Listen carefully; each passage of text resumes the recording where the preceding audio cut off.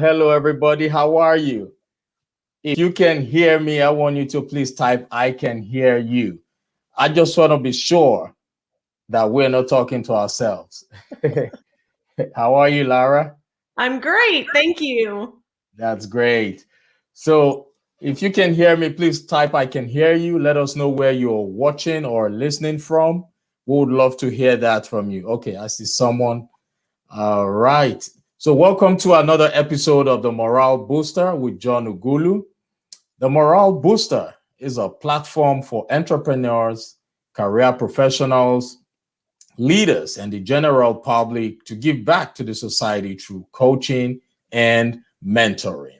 Experience, they say, is the best teacher.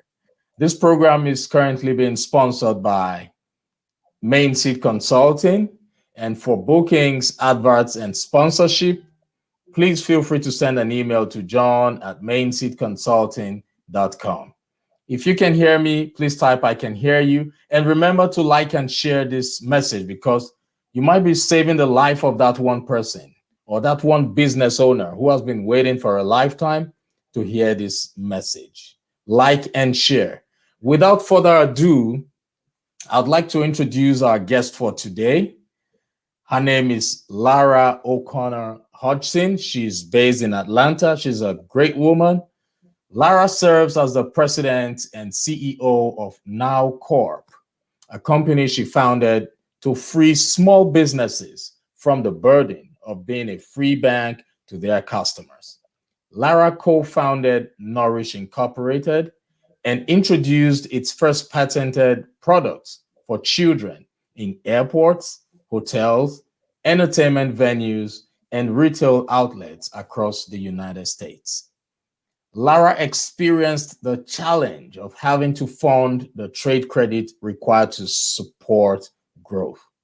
So, not finding a solution that worked, she launched Now Corp and created Now Account, the first merchant service payment system for B2B that enables businesses to get paid immediately in a way that feels like taking a credit card for payment. She's not talking about a loan or, a loan or factoring, but even when terms are offered. Now Corp is the subject of a Harvard Business School case study, and Lara serves as an entrepreneur in the residence at Harvard Business School. So, ladies and gentlemen, you know I'm not joking, right? When I tell you I have a powerful woman, a great lady here to speak with us. So thank you so much, Lara, for joining me on the program. It's like I cannot wait to receive all the nuggets from you. Thank you for joining me on the program. Thank you. And your comment about experience being the best coach, I've got all the scars to prove it. I can imagine that. I know that. And my audience are eager to hear from you.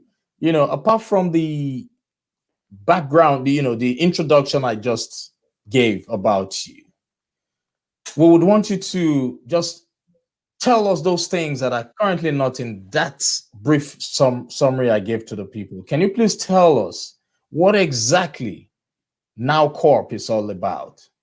Sure. So, as you mentioned, I've been a serial entrepreneur my whole life, which I think means I just have unmedicated ADD.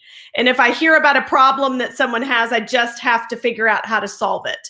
And so as I've gone through my life and faced different challenges, that challenge became the springboard to the next opportunity. Right. And so back in, let's see, my son was born in 2005, which was my greatest adventure ever. And it was really in becoming a mom that caused me to start Nourish, which was this spill-proof water product for children. Right. And I started it with my co-founder, Stacey Abrams, who, of course, everyone knows who that is.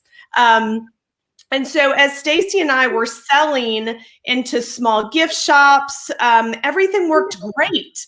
Because most of the time we would ship a case of product and someone would hand us a credit card and we would take the number down and we would get paid the next day. And when and if you pay your Visa bill was not our problem, right?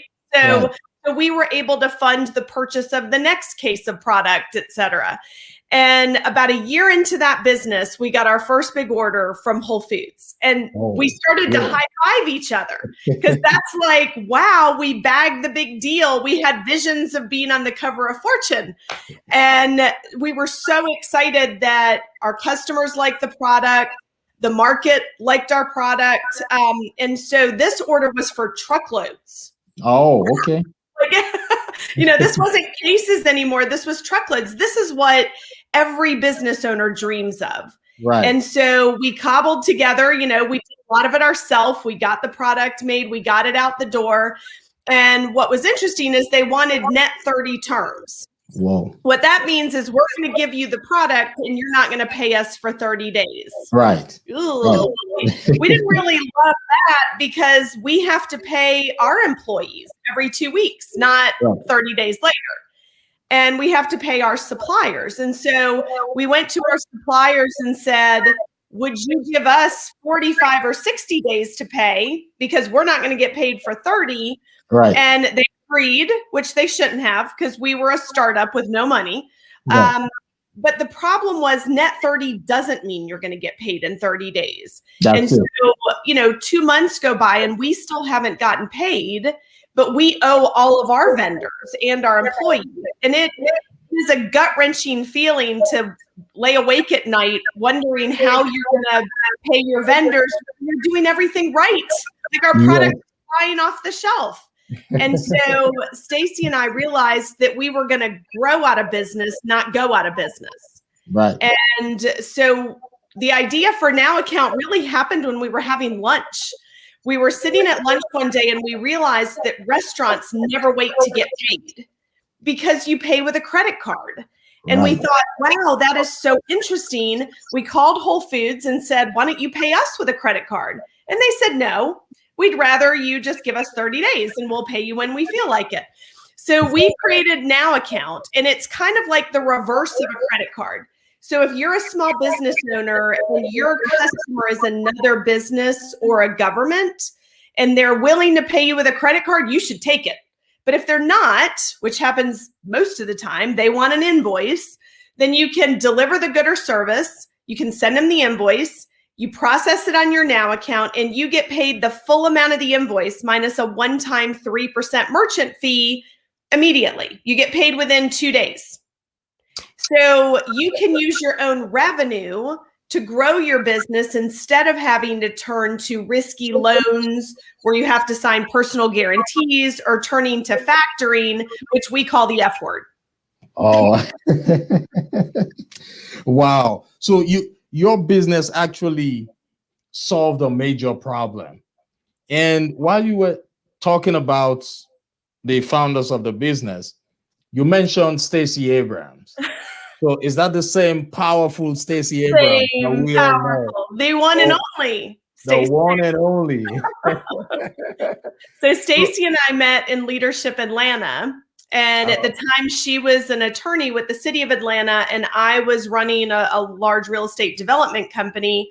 And when she left the city to run for state legislature for the State House of Representatives in Georgia, I left because I became a mom. And so we decided we've started 3 businesses together, including Now Account. Whoa. Yeah. That's great. That's good to know. So, but how has business been generally? Starting a business is really easy. And scaling a business is really hard. Right, right, and right, I right. think that's the part nobody talks about. Like, Yes. I think we do entrepreneurs a disservice because we have all this great, sexy, you can go on Shark Tank and you can just grow your business. Right. And I think it makes it sound fun and sexy. It's a lot of hard work, but at the same time, it's the most rewarding thing that you could ever do, because you are creating jobs, you are helping the economy, you are serving clients. So it's, you go through a cycle where you hit an obstacle, and you step back and say, oh my gosh, what do I do? And then you work around that obstacle, and then there's another one. So I think you just have to realize when you start a company, it is not going to be exactly like what you thought. Something will change. And as long as you view that as an opportunity and not an issue, then sort of the world is your oyster, right? That's where you find innovation. It's where you find client needs. That's it. God gave you 2 ears and 1 mouth. You're supposed to use them proportionately. I am telling you, that's a fact. I like what you said about starting being easy. Yeah, you said starting a business is easy, but scaling is hard. And we are in a generation where everybody wants it like this, like so quick. So what's your advice for those people who just want to get into business and want to start making a profit like from day one? What's your advice for them?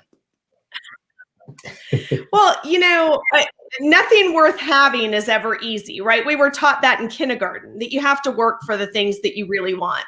Right. And, I think sometimes when we celebrate these overnight success entrepreneurs, we don't realize that it wasn't overnight. It was over many nights. It looks like it was overnight because we just focus on the fun part. But I mean, I would say that a lot of people are afraid to start because they know it's going to be hard. And I would say that's the area where I would always just get going. If you don't know exactly what to do something. Go down to the Secretary of State and for $50, set up your company. There's tasks you can do that are actually very easy.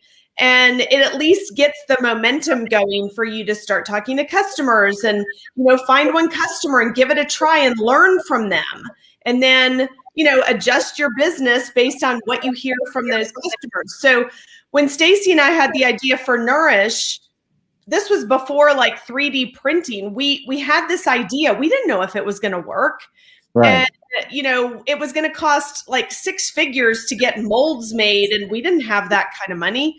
And so, we talked to some friends and they said, well, what if you create a little mock-up? Literally, we used duct tape. We put together what this thing was supposed to look like. And then we went to some possible customers, like the parody shops at the airports, and said, if you had this, would you buy it? And they said, well, yes, we would buy that. And so once we knew they would buy it, we went back to the manufacturer and said, we'd like to build this. We don't have all the money, but we have a customer. Right. And then they were willing to work with us, and let us kind of pay over time. So I think the thing that holds most people back when you have an idea is you're afraid to share it. And that's it. Mostly, I can remember when I first had the idea for Nourish, I was speaking with Sarah Blakely, who is the youngest self-made female billionaire. She started Spanx.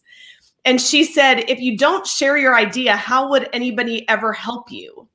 And I thought, well, if I share it, people are going to steal it. And she was like, people are way too busy to steal your idea, right? Everyone's not walking around trying to steal your idea. So share it.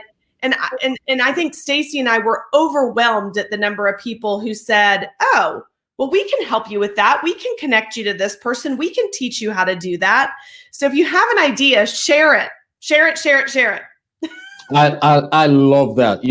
I did a broadcast this morning and I was talking about the same thing.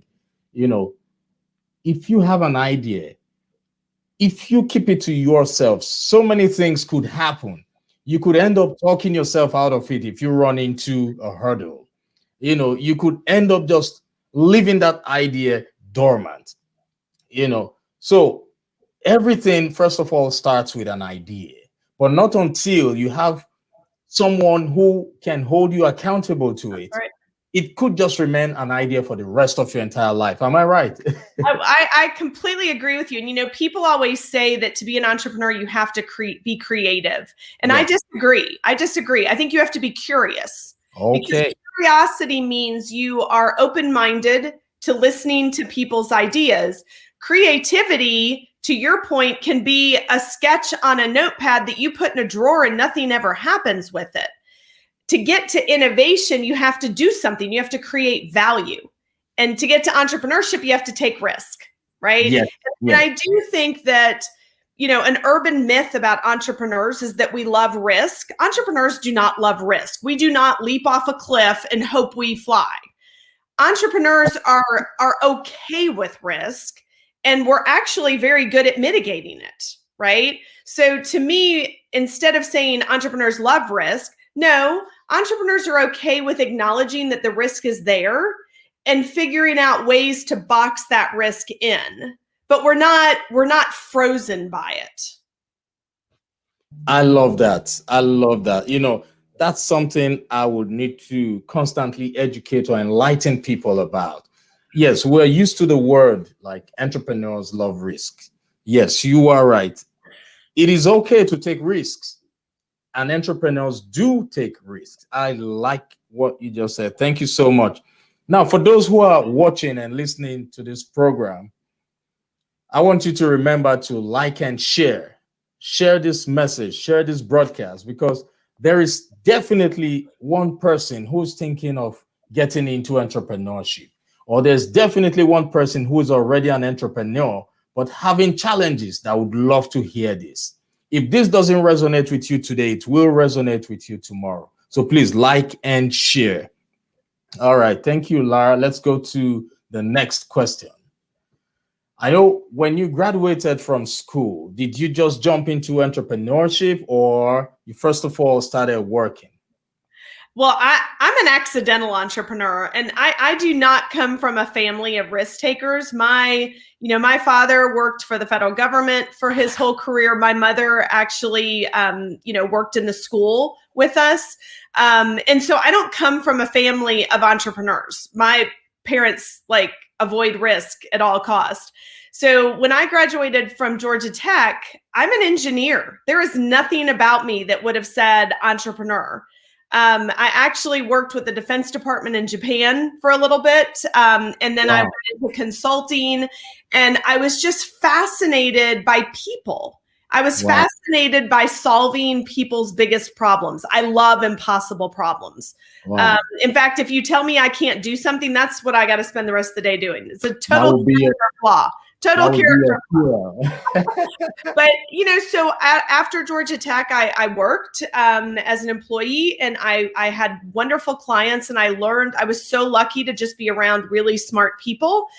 And then after business school, I also went back and started working, but this time I went to work for a startup company. I went to an early stage company, and I was really good at helping other people grow their businesses. Okay. I was really good at that, and I loved it. And then it wasn't until when I got pregnant with my son, I realized that I'm kind of a workaholic by nature. If I'm working on something and I love it, I just work at it all the time. And I didn't want to miss being a great mom. And so I decided to leave my job. And I had met Stacy through Leadership Atlanta. She was leaving her job to run for state office. And so we kind of looked at each other, and I said, well, you're the smartest person I've ever met. We should do something together. And she said, well, you're the smartest person I've ever met. We should do something together. And we said, what should we do? So we really, I think a lot of people start with an idea and then they look for a problem. We did the opposite. We said, what's a problem that could be solved? So I think if you always start with the problem, then your idea has a much better chance of success. And so, we started out initially doing consulting and helping people solve problems. That's what we did. And we made great relationships through that. We helped other people. And then, when I had my son, we had our idea for Nourish, and that was kind of our first product company. So. Wow. That's awesome. I love the fact that you have just encouraged people to, first of all, Look for a problem that can be solved. Right. That way you are adding value, not just focusing on the money part of it. I love that. So for those who are just thinking of getting into entrepreneurship, she has advised that you should focus on looking for the solution, trying to create a solution for a problem. Thank you so much for that nugget. I Now, think the other important thing about the problem yeah, is we all have the same ability to see problems. right, And you have to give yourself permission to know that your best idea may not be in your area of expertise. And that's really hard because people sometimes think, well, I've got this idea for, a technology product, but I'm not a technology person, so I can't do it. Yes, you right. can find somebody who's a technology person. So your best idea could come while you're brushing your teeth or while you're walking your dog. Great ideas come from just noticing the world around you. And all of us, no matter what your background or where you come from, all of us can do that. That's true. I like that. And I always like to encourage people to try as much as possible to write down their thoughts, their ideas. Because what I've come to realize, research has proved it that the brain processes millions of information within a minute. So when you have the ability or you learn how to write down, you would hardly be able to let go of that idea. But when you just leave it as a thought, there's a possibility that it will just be one of those thoughts that come through your mind. And you will be filled with ideas, but no clear direction. Am I right? You are absolutely right. I had a very unique experience when I was just out of college. I was having dinner with a friend in Chicago, and he had met this gentleman from Japan named Dr. Nakamatsu, who has the most patents of anybody in history. And he said, do you want to meet him? And I thought, oh my gosh, yes, I want to meet this person. And so as we sat down for dinner, he was the quirkiest, like everything that happened, he wrote it down. He wrote on napkins. He wrote on a notepad. He said he even writes, like when he's in a swimming pool or in the shower, he writes on the wall. Wow. And like the waiter like bumped his head. He took a picture and he wrote it down. Like he just was so curious about his surroundings. And to be honest, most of us are very curious when we're children, but we outgrow it. And that's kind of sad. Like you got to stay a child. So when people ask you what you want to do when you grow up, your answer should be you never want to grow up. Wow, I love that. I love that. There's one great thing that accompanies realigning with your childhood. Trying to do things the way you did them when you were a child, because right now you are more in control as an adult. You are more in control as an adult. So writing down is very, very, very important. For those who are listening, I know I have so many young people who at times listen to this program. This is information for you before you get into business. The young people are the future leaders. Learn how to write.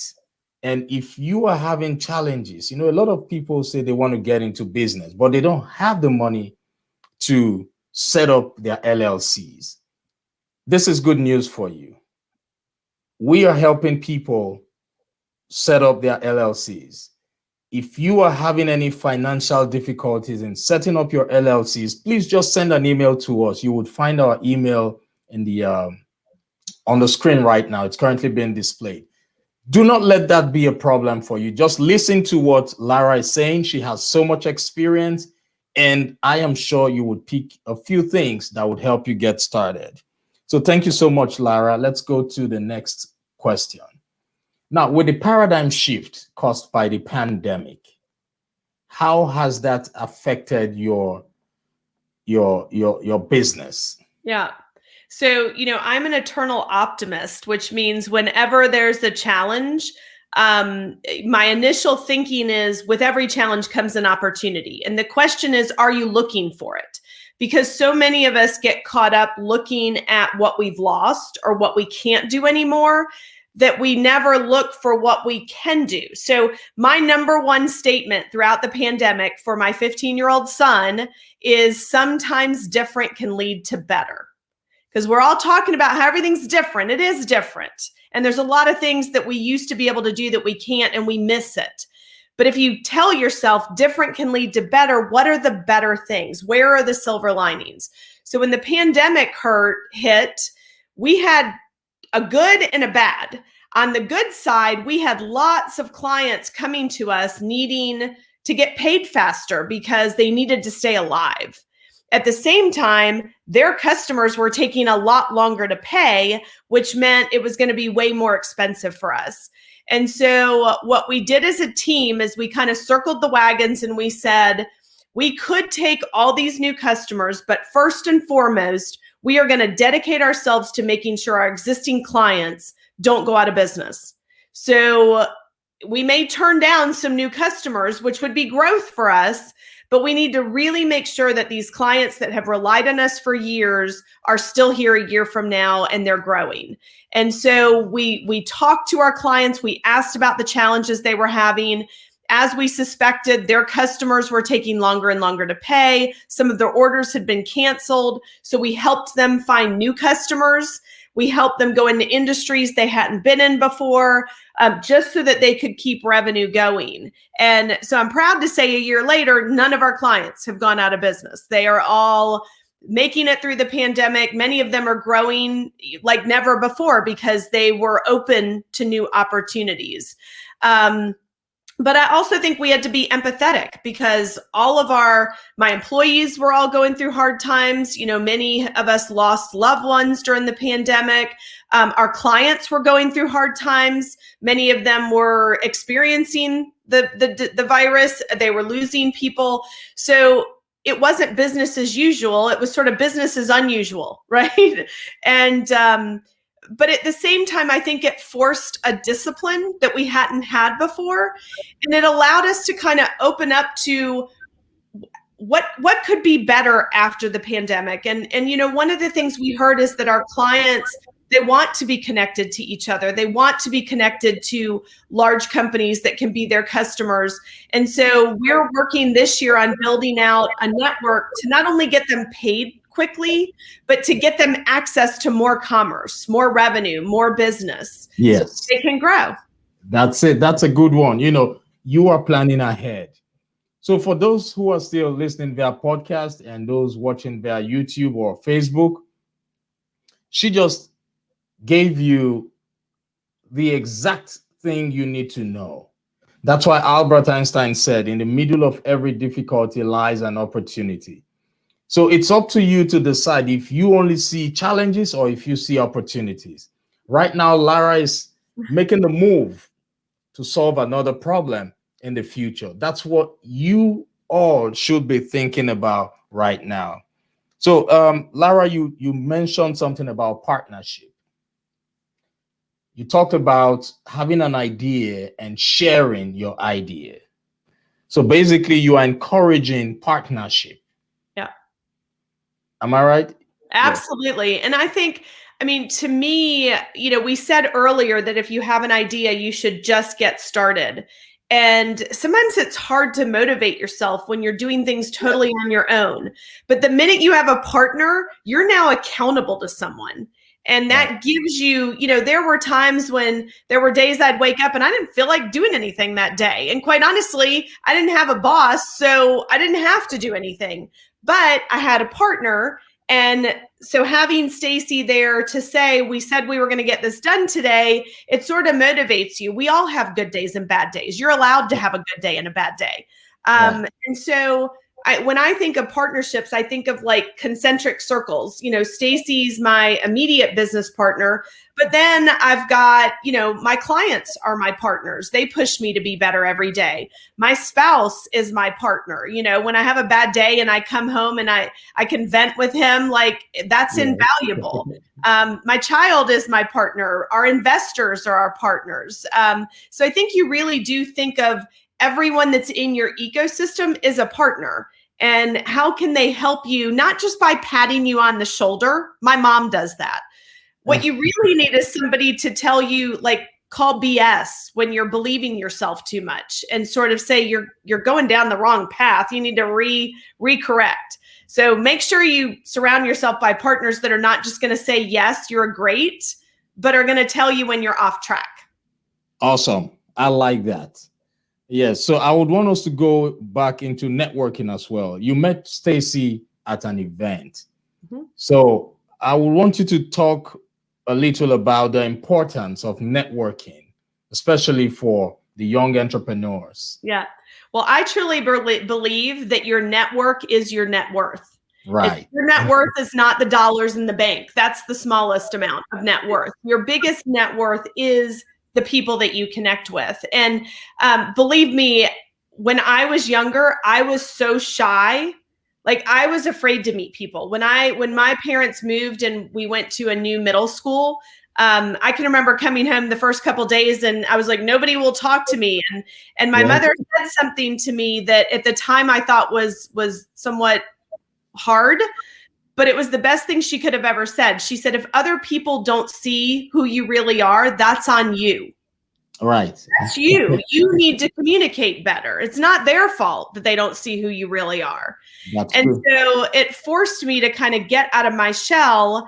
And, now when I walk into any event, it doesn't have to be called a networking event. Some of my greatest partnerships happened in the most unlikely places.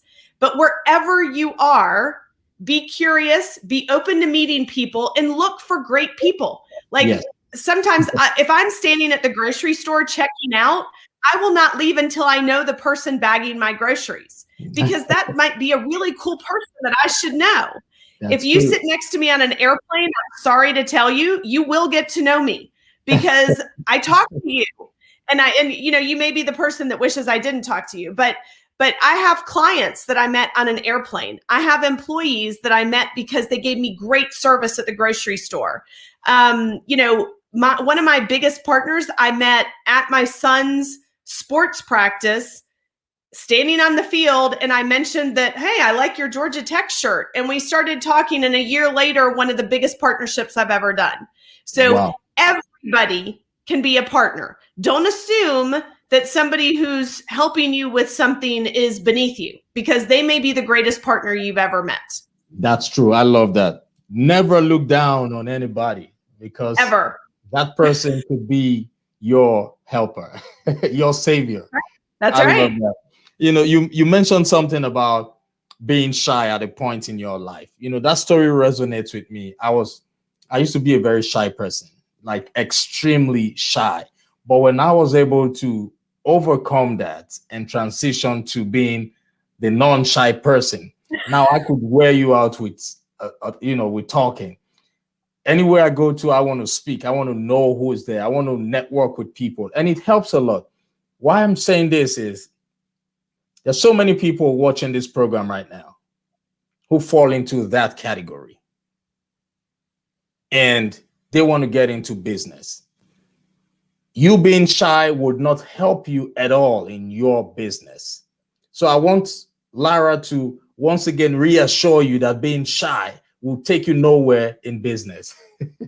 But I also think, statistically, half of the population are extroverts like me, and half are introverts. And introverts aren't necessarily shy. In fact, introverts score higher on all creativity tests. So if you are a business owner and you're building a team, make sure that you look for those people who may be a little bit more shy, and they may not come out and bowl you over in an interview, but deep down, they've got so much to add. So, I think for those of us that are more extroverted, or we've come out of our shell, like John and I, it's our responsibility to help other people do that. So, when you're at an event and you see somebody standing by themselves, I will come and talk to you. Yeah. In fact, that's how Stacy and I met. Stacy is naturally very introverted. And I met her at an event because I walked up to her and introduced myself, and she thought, oh my gosh, who is this over-caffeinated woman that's talking to me? But thank God I did, right? I met my greatest business partner. Right. So always look for the person in the room who's not talking to somebody and go talk to them. That's true. That's a good tip. That's a very, very good tip. I like that. Thank you so much. Now, what's your advice for those people who have not gotten the courage? So many people have dreams, visions, and they have limiting beliefs holding them back.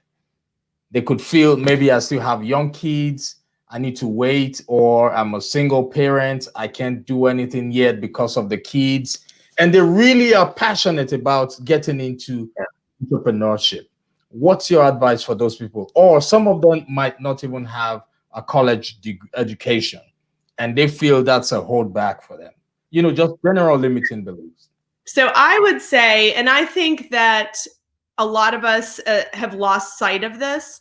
I think that most successful people would tell you they're successful because of the obstacles in their life, not in spite of them, but because of them. So those obstacles, first of all, there's never a perfect time to start a business.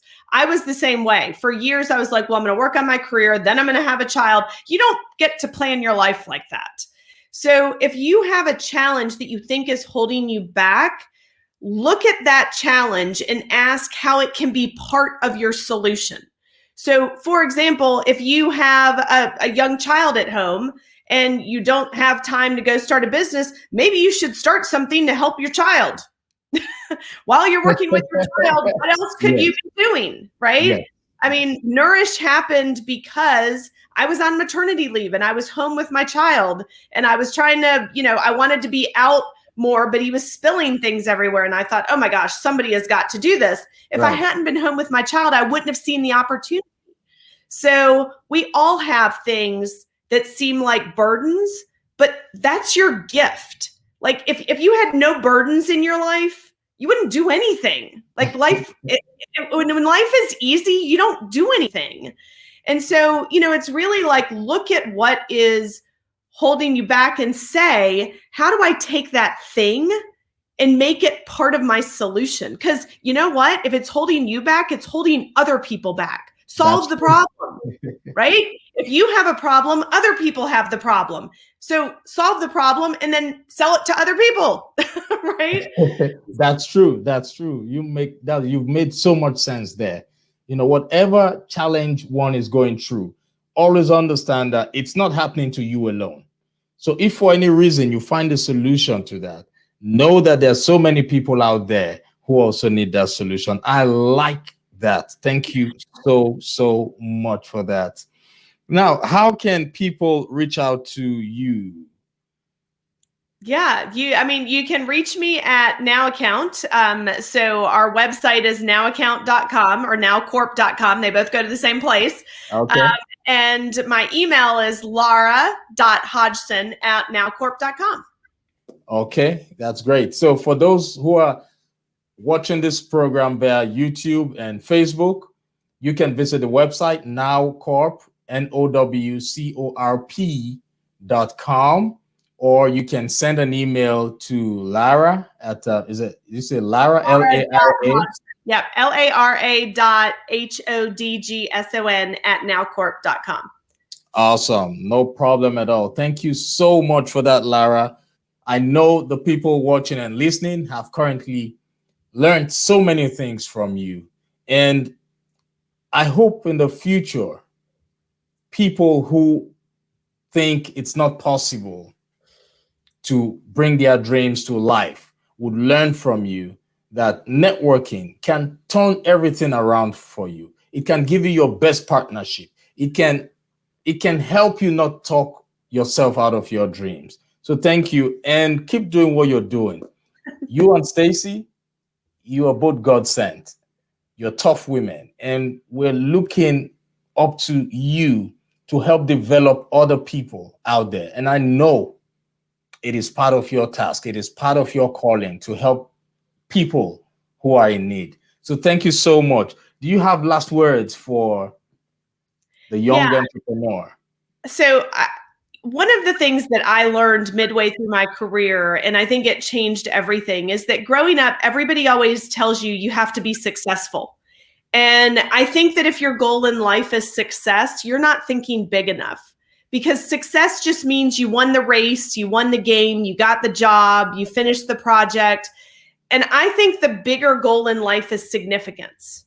Because significance is infinite. It means you did something that helped somebody else, that helped somebody else, that helped somebody else. And when you reframe your personal goals around significance, your business goals around significance.